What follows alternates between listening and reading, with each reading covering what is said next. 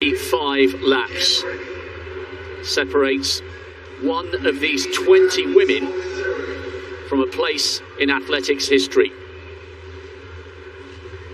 The 10,000 metre final is upon us. The weather is just about perfect. It's overcast, it's cool, and there are a huge number of spectators here in Tracktown, USA. Eilish McColgan, following in glorious footsteps. Her mum Liz won this title just over 30 years ago in Tokyo, and Eilish has had the best season of her career. Could she get herself on the podium? Jess Judd, world junior silver over 800 10 years ago. She's now a great exponent of the 5 and 10,000. Kim Kemboy, silver medalist over the 5,000 back in Doha. That is Letesenbet Gidey. Silver in this event in Doha. Bronze last year. The world record holder. Hasn't got a sprint, but can she run the sting out of the fast finishers like Helena Beery? World champion over the 5,000. But can she do the 10? She's never won a global medal at 10,000 metres. She's done everything else. Seifu of Eritrea, 6th in the world juniors a few years ago. Kip Kurui, another one of the Kenyans who represents Kazakhstan. Alicia Monson, 7th in the world indoors this year, alongside Natasha Rogers, NCAA champion. 3 Americans in this one. There's Mulati, 6th fastest in the world this year for Ethiopia. And Carissa Schweitzer, twice an NCAA champion, over 5,000 metres. She won the trials. She's got a PB in the 1500 of 4 minutes, so she can move if it gets slow and tactical. 2 Ugandans, they're both Commonwealth medalists. Chesang took the gold, Chalanga the bronze. Scott of South Africa, very good distance runner. Looking forward to seeing her. Daniel of Eritrea now. The Olympic champion, the 2nd fastest in history. What kind of form does Sifan Hassan bring to this World Championship? That's the face of concentration.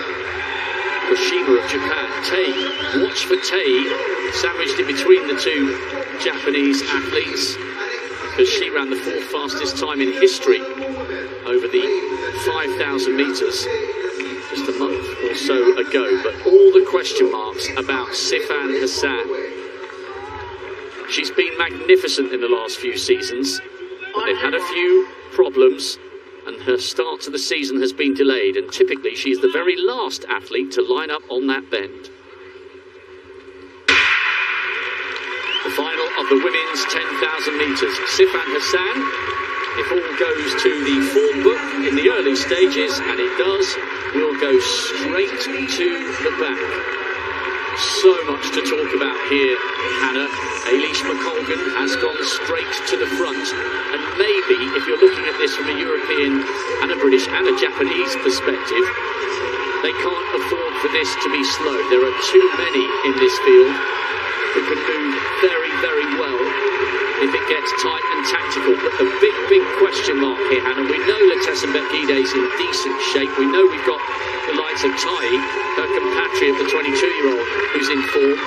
We really have no idea where Sifan Hassan is on her kind of own very high standard. That 15:13 in Portland earlier this month doesn't really tell us anything. No, Sifan Hassan, this is common. She's often sat at the back of these major championship 10,000s and 5,000s, biding her time, moving through the field. She said that 15:13 was a tempo run. When you read some reports and some comments, they say it looks a bit harder than a tempo run.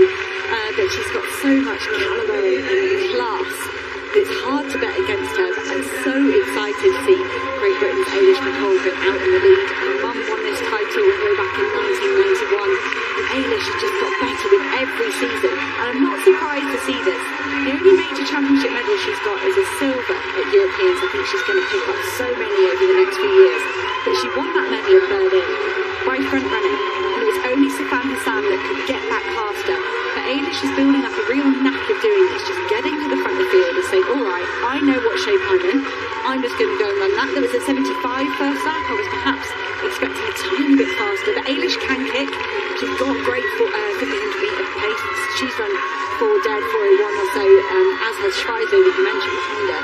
So Polish can kick, but she would want this to be a really fast-run race. And Japanese aren't shy leading either. Hironaka sat on Eilish's shoulder for nearly 800 metres. Now it is Rika Hironaka of Japan, just moving away to the fore. She is the 5,000-metre national record holder for Japan. A super accomplished athlete. She's 31:30 this season though. So Hironaka could she be in the form that took her to a 7th place in Tokyo. Great couple of laps at the front here, 74 and a 73. She's moving really well. Strong field out.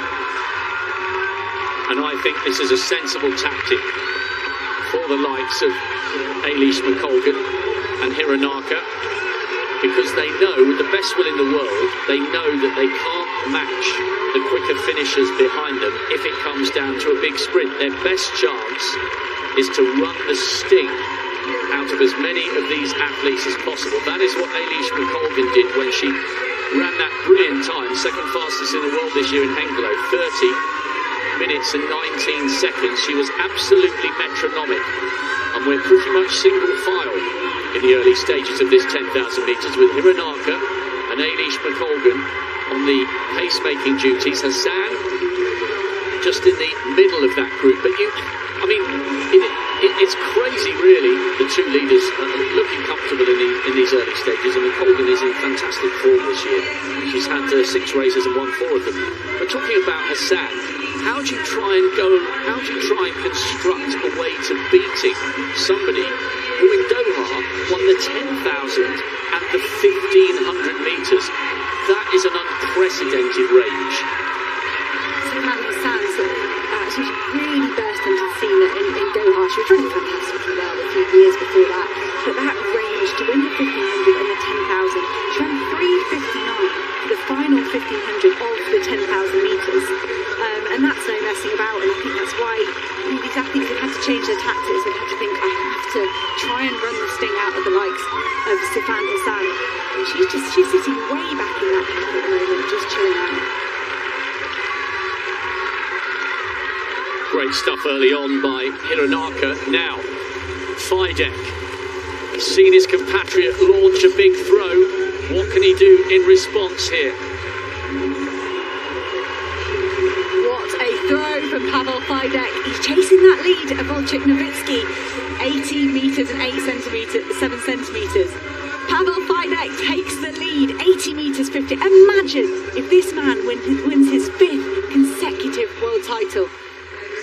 Talking about impressive performances, Sifan Hassan certainly someone that's delivered time and time again on the world stage, but I wonder if she's at all aware of the history of Pavel Fidek, who's just trying to make to her inside, moving their way past the hammer cage. Now, Hironaka looks very comfortable out in the lead. I do love the attitude and the application of the Japanese athletes through these rounds. I mean, no rounds here with 3,000 metres, but you often see them in the 1,500 and the 5K just kind of sticking to task and making it a fast race.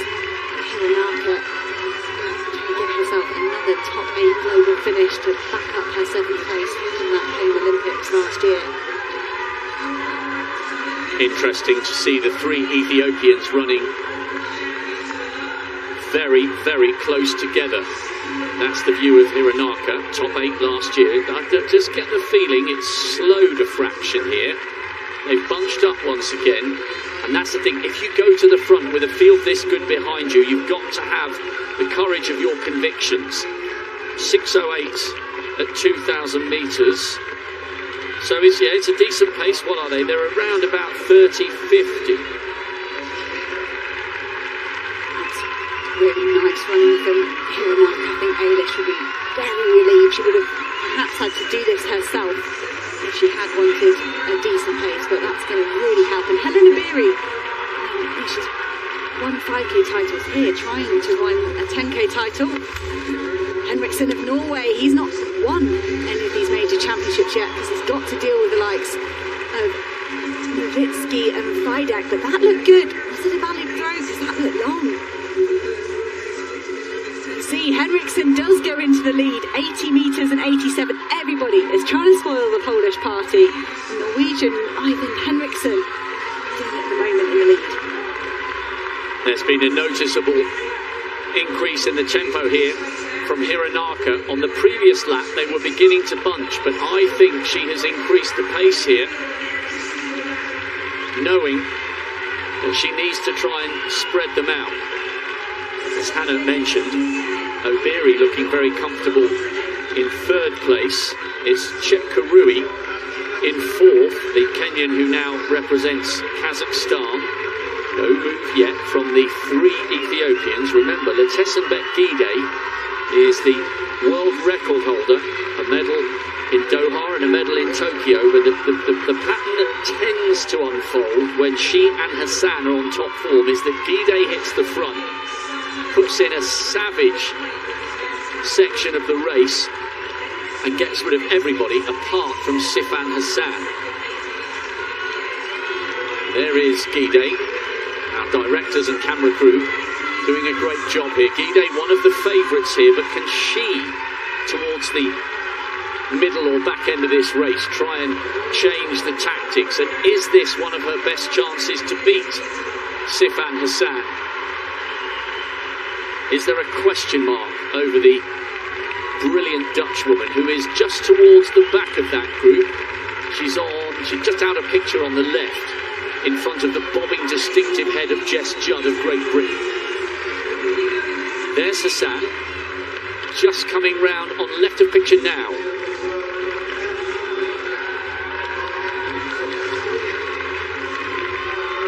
Hironaka is moving at a decent pace, but for me, Letesenbet Gide, I feel like she's got to go soon with that 62.52 half marathon world record.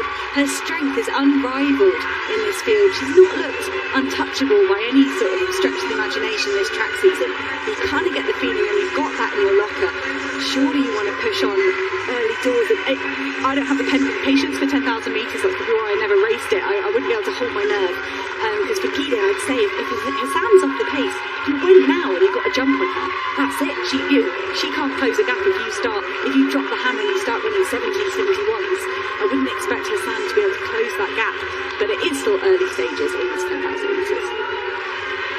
I do agree, though. I think if there's Gide in the middle. She's having a conversation with her teammate there, looking over her shoulder, just deciding who is going to take that on. They're still talking. Gide in a roundabout 5th or 6th. We'll come back to this momentarily, back to this fascinating hammer final. Third round of the men's hammer throw. Nowitzki had the lead briefly to relinquish it to Fidek and to Ivan Henriksson, but that looked like a great third round effort from the Olympic champion. Nowitzki doesn't give much away on his emotion, but look at that, into the lead, 81 metres and 3 centimetres. Nowitzki, Henriksson and Fidek, that was our order in Tokyo last summer. We've got another 3 full rounds to go. Nowitzki just getting that third round underway in the men's hammer throw final, as the women do nearly as many turns as we're going to see from those men. 25 circuits of the track for this 10,000 metres. Hassan, the reigning champion, she's looking to defend her champion. That's only been a championships. It's only been achieved by Chironesh Dibaba and Vivian Cherier. A special title to try and win back to back. Pretty much no change down there with Japan's Hironaka doing a great job pacemaking the rest of the field. Just hitting those 73, 74 second laps. Everybody just staying patient and biding their time. A few laps to go till halfway. These athletes will have a plan. They will have discussed this with their coaches, with their team managers. Will we see those 3 Ethiopians compete as a team? Will they make a big, strong bid to push their athletes up into the medal zone? Well, it's Taye on the shoulder of Letesenbet Gide. She's the one that's been having the conversations with Gide. And remember, Taye thrashed Letesenbet Gide when she ran that 14.12. So Gide knows, even from her teammates, that she can't afford to leave this late. Hironaka's doing a solid job with the pacemaking, but if Gide is going to split this field, and if she's feeling good, she's got to hit the front, you would think.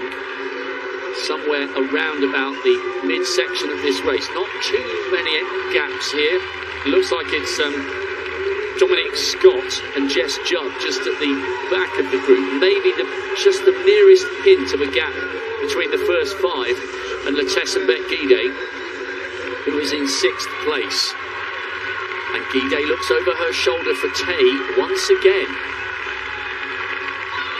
And this time, her younger teammate begins to respond. And let's not forget, I know we're talking a lot about Latessa Mbekgide and Sifan Hassan. Let's not forget that Hellen Obiri is in this race.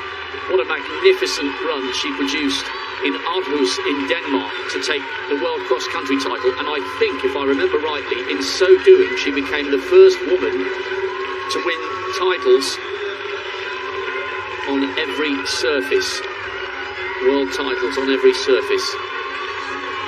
An incredible record for somebody who's been around a long time, but can she do it over 10,000 metres?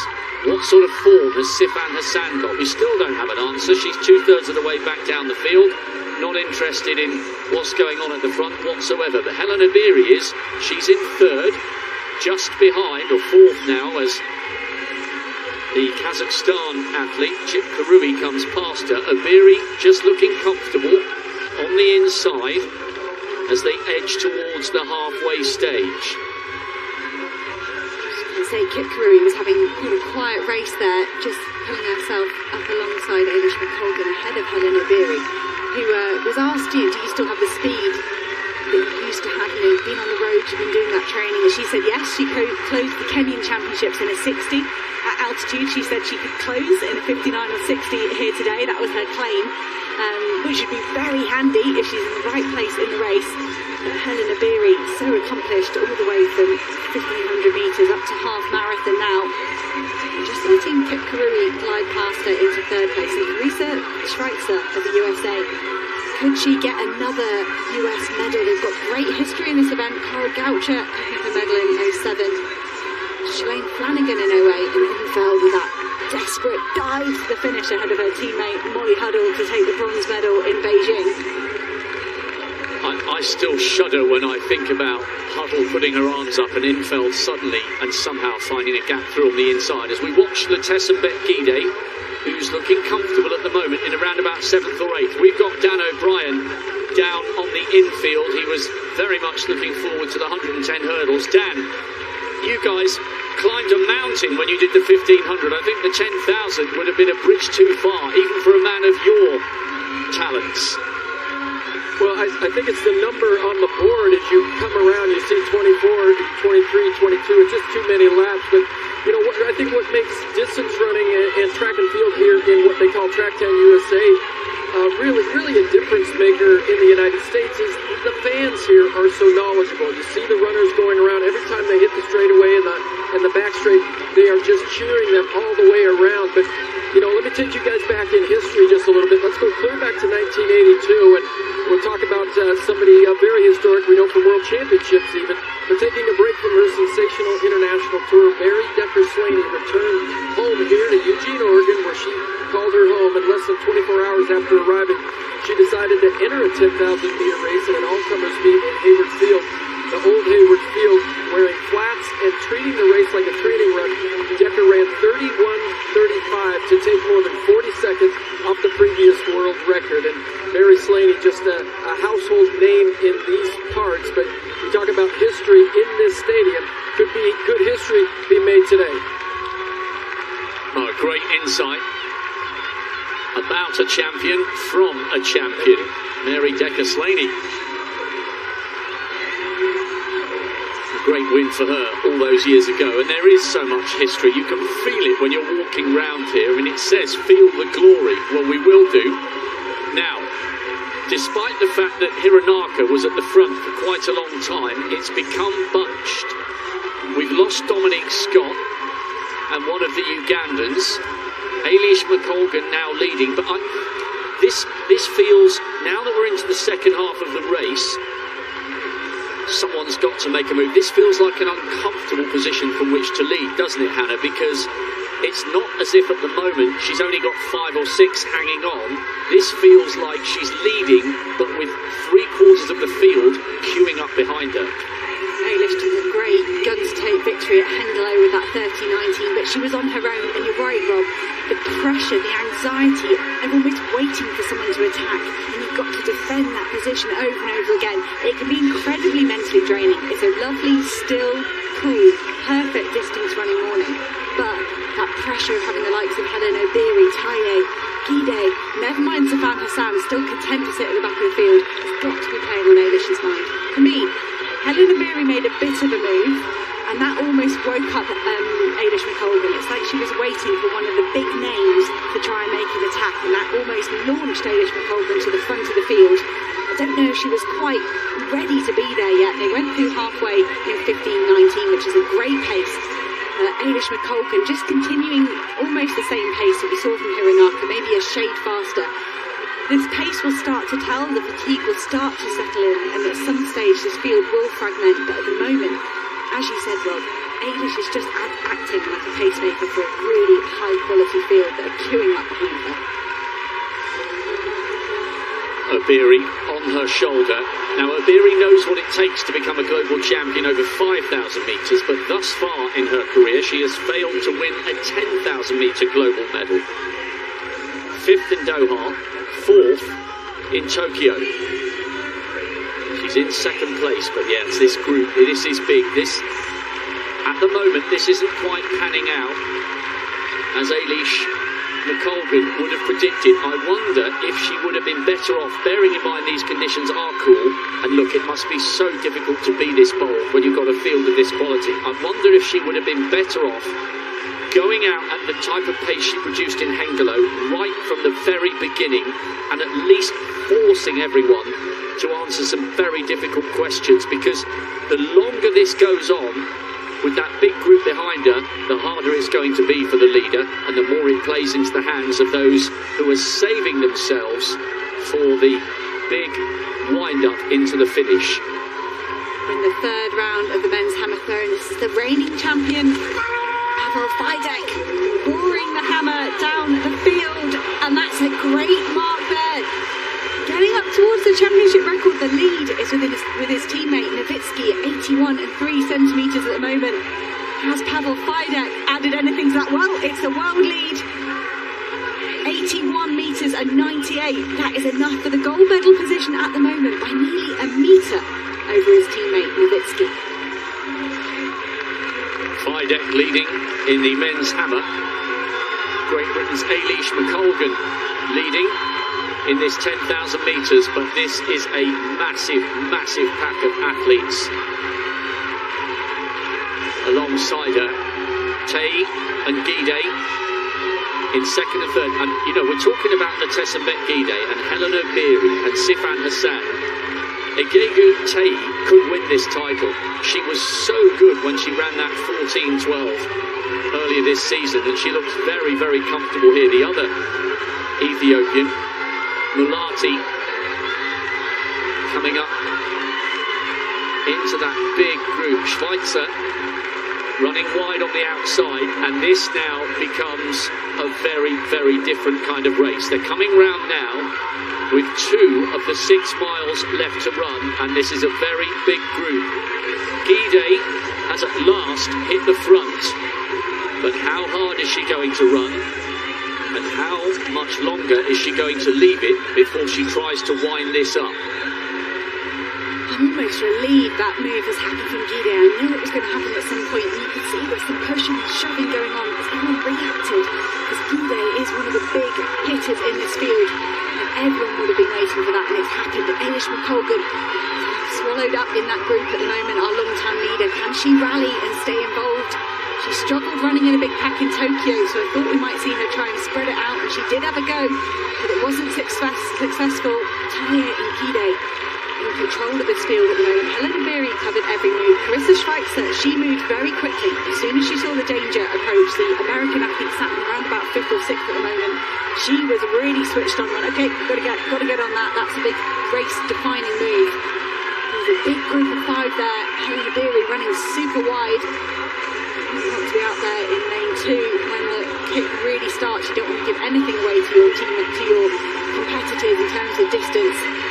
Taye takes over from her teammate. Maybe this is what they were discussing in those middle kilometres. Gide saying, give me some space. Let me hold this inside lane. 71, that's the fastest lap we've seen in the race. This is what Letesenbet Gide needs to do if she is to upgrade an Olympic bronze and a world silver into a gold. Hassan is still in that group, just towards the back. Running now just in front of Eilish McColgan, who's out of picture. But it's Taye leading. Gide now on the inside, with Helena Beery on the shoulder of the two Ethiopians. Kip Kurui is the Kenyan who represents Kazakhstan, and Kip Kemboi, silver medalist 3 years ago in Doha. She's still very much in the mix, but this injection of pace has at least begun to whittle down this group. But they're coming round now, and there's at least 10 women still bunched together in that group. Eilish McColgan desperately trying to hang on, and Sifan Hassan is in that group, as is Schweitzer. Surely though, Letesenbet Gide has got to make a really big move here, because we know she just can't sprint with the others towards the very end. And this is where the likes of Schweitzer, if she can hang on to this group, maybe the fact that she can cover 1500 in 4 minutes, give or take a couple of tenths of a second, could play into her hands. These next 2 laps are going to be really crucial. It's almost like Gide's got a bodyguard in Taye, a wing person just on her shoulder there, pushing the likes of Helena Beery wide. If anyone's going to attack Gide, Taye's going to have a really good go at holding them off. You can see Gide just wagging her finger to the inside. Kazakhstan's Kip Kurui maybe just clipping her heels a little bit. Kip Kurui having a great race, sticking to her task in 3rd place at the moment. Helena Beery has looked poised to strike for around about 3 or 4 laps now, but this is crunch time. Sifan Hassan, she's there. She's at the end of the back of the group. She's not done anything yet, but see just there, she can see there's a potential danger. If she gets stuck behind Schweizer and that group, that back gap opens up to the group and she loses them, that could be problematic. So Sifan Hassan, the reigning champion, making positive but quiet moves at the back of the group. Gide just had a little look round there just to see where everybody was.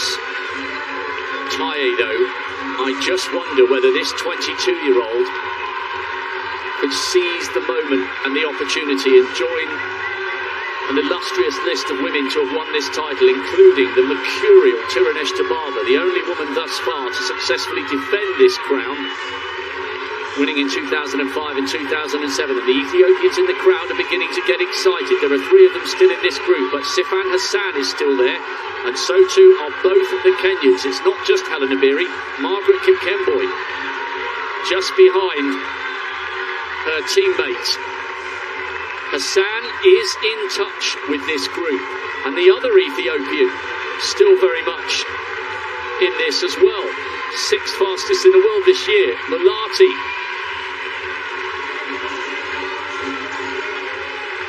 4 laps to go. Ethiopia 1 and 2, Kenya 3 and 4. They're coming round now to begin to lap 1 or 2 of the athletes. Daniel of Eritrea is having a fantastic race, just about staying with this. Schweitzer is at the very back of that group. We've got a little bunch of 5 and then 4 who are running in single file. So we're now down to less than 10, still in contention for this 10,000 metre title. If I was a Beery, Gide or Taye, I couldn't be doing it because this is too fast. But if I'd drop the hammer now. Sifan Hassan is at the back of the group. If you go now, you're going to get that crucial 20, 30 metres on her without her even realising she could be caught up in traffic. They're lapping runners. It's getting busy down there. Helena Beery tried to make a move and it was neutralised by Gide and Taye. They swung round her and got into control again, but I don't think they're going any faster than the 71s we saw when they overtook Eilish McColgan a few laps ago. They've really got to get moving very soon if they want to run the sting out of Sifan Hassan. 3:59 she ran in the closing 1500 metres to take the title in Doha. If they leave it any longer, you think the Dutch woman's got more and more of a chance of defending that title. Just less than 3 laps to go. surely Letesenbet Gidey, if she's got anything in the tank, she needs to start thinking about a big wind-up. Iberi would desperately love to win a medal, if not the title, over 10,000 metres. The defending champion, Sifan Hassan, is still in touch in that group in around about 5th or 6th. Another athlete about to be lapped. Taye, though, looks so composed. Her body language indicates she's still comfortable. Gidey just about somehow finding a gap, or does she? Through on the inside. Iberi is the first of the two Kenyans. Kipkemboi, just ever such a slightly taller figure, and Malati, the third Ethiopian, still in that group. What kind of sprint can Sifan Hassan find in this race? What kind of form is she in? She just goes past the lap runner. The Eritrean will be spat out the back of that group. Oh, this is starting to get so exciting. The Ethiopian flags just in front of me above the finish line are beginning to really wave and get interested here. 3 Ethiopians still in that group. Schweitzer hanging on at the back, the crowd on the far straight getting excited about the presence of the American. We are witnessing some of the all-time great female 10,000 metre runners. Letesenbet Gidey is the world record holder. Twice she's been on the podium in the last 2 global editions of 10,000 metre races. Silver in Doha, bronze in Tokyo. Both times it was Hassan who took the title. What can the Dutch woman produce here? Because we have around about 550 metres to go. This is getting super tense. The previous lap was 70 seconds. That was the fastest we've seen. Hellen Iberi claimed she could drop a sub 60, and she's getting herself in position to do just that. Gidey lifts her pace ever so slightly, but could Sifan Hassan, all the trouble she's had this year, a long recovery mentally and physically from the Olympic Games, followed by a calf strain, is all to fight for as they hit the bell. Gidey from Iberi. Inside the last 400 metres in the women's 10,000, Letesenbet Gidey striking out for glory, but Hassan is tracking the leading quartet. The noise is huge down the back straight. Gidey, Batains on her shoulder. Remember, the youngster beat Letesenbet Gidey over 5,000 metres. Kipkemboi trying to stay with the pace, and Hassan is winding up for a big finish. What a title defence this will be for Sifan Hassan. She's done nothing all season, and she's coming up onto the shoulder of Gidey. Iberi comes through and blocks Taye on the inside. What a battle! Who's got the heart? Who's got the belief? Who's got the drive and the acceleration? One of the great 10,000 metre races. Gidey, desperate for the win. Is it going to be her turn? She looks over her shoulder. Iberi's closing. She drifts out. Letesenbet Gidey, by the narrowest of margins, turns silver from Doha into gold here in Eugene. Hellen Iberi tried to come wide on the outside, and at last, the world record holder becomes the world champion. My goodness me, it was close. It was anyone's race from the top 4 coming down the home straight. So many times she's been outkicked, but not today. She reigns supreme here, and this is the track where you feel the glory, and Letesenbet Gidey does. At last, she's a global champion over 10,000 metres.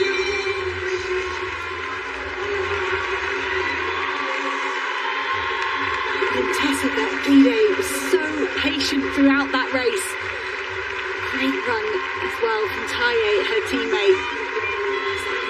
Out of the medals in the closing stages, but Gidey, there was a lot going on, and I was confused. Why wasn't she trying to make a medal-winning move? And that to me says she's been sitting at home doing her speed work, because we knew she had the strength. She's so phenomenal over half marathon. She's got that world record in the 10,000 metres of the track. But Gidey just trusted in her sprint finish there, and she outkicked some phenomenal kickers. What a turn up for Hellen Iberi, picking up her first 10,000 metre global medal. Walked away from the track supposedly after being out of the medals in Tokyo last year, said, I'm done with the track, I'm retiring from that. There she is, back from retirement, picking up a silver medal. But it is Gidey's day, and that was a phenomenally well executed race. Wow.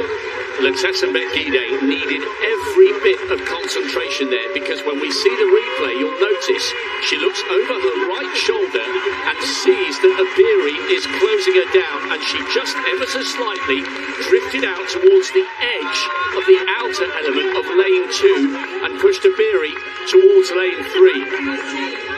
It was so close, less than a tenth of a second in it. Kip Kemboy did really well for the bronze, and this time Hassan was run out of the medals. Perhaps the fact that she started her season so late has given her problems.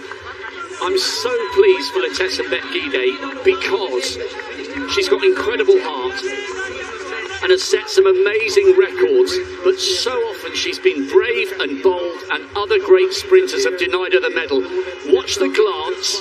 She sees Abiri closing. There's ever such a slight drift out towards lane 2. You can't really see it from that angle. She just about hung on. What a brilliant finish. That was incredible. Kip Kemboy got a PB for the bronze, and Hassan, having done nothing all season, still came out and ran 30 minutes and 10 seconds. That was one of the most entertaining finishes to a 10,000 metres I have ever seen, because you didn't know right down until the last stride who was going to take the title. Best sprint finish I have ever seen of Letesenbet Gidey. You can see her able to do that. She made a big move with 1k to go in Doha and came unstuck. Got beaten by Sifan Hassan, had to settle for the silver medal last time round, and I'm sure that was playing on her mind here today in Eugene. Letesenbet Gidey, patient, perfect execution of her closing 150. Within 25 laps. You know, it's fine, it will all sort itself out, but you've still got to nail your tactics and the measure of your effort in the closing stages. And great to see the first instant medal presentation. This is going to happen. The organisers really keen for the athletes to do their lap of honour wearing their medal. And they've managed to successfully lasso those medals around our top 3 across the line in this women's 10,000 metres, so they can get shown off to the crowd as they go around. Oh, what a race. That was absolutely brilliant. You were waiting for Hassan to come. She did. And perhaps if her season had started with a few less issues, then coming up wide on the outside with 120 to go, she would have taken the title. But you can only beat who's there on the day, and you take it on face value. It was an absolutely stacked field, and this time at last it was Letesenbet Gidey's turn for the win. You know, I remember Hannah watching her win back-to-back World Junior Cross Country titles, which is so hard to do. You've got to be so young to have 2 cracks at that. And I remember thinking at the time, if she doesn't get injured, she is going to be a major player on the distance running scene. What a race, and what a way to turn silver from Doha into gold here in Eugene. Letesenbet Gidey is the champion of the world. Helen Abiri at last on the podium in a 10,000 silver. Kip Kemboy a PB for the bronze. Hassan, the defending champion, just run out of it. But what a last 150 metres. PBs and national records all over the place. Daniel for Eritrea, Kip Karui for Kazakhstan, and a PB for Schweitzer, coming home inside the top 10, just ahead of Eilish McColgan of Great Britain, who did so much of the pacemaking duties early on. Stella Chesang with a national record for Uganda in 14th. Natoya Rogers with a PB for the States in 15th. What a race. Women's 10,000 metres. The men's is tomorrow. This year's World Championship is already delivering fantastic drama, and we're only a day and a half in.